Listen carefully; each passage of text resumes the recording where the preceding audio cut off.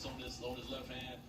I'm sure guarding Giannis in the post didn't help at all in his last game, but something to look out for and see how aggressive he's going to be with all the tape on his hand. Spanish head coach Sergio Squirrel. Maybe it's a mushroom.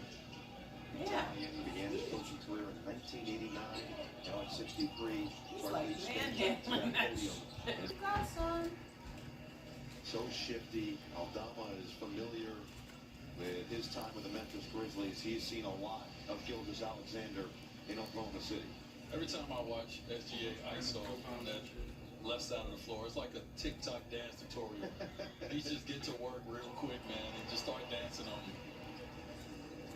I'll look at it. 6'6" to go along with it. 16 Followings over there. So we know he can do it, but in the fourth quarter, that's when he gets to work.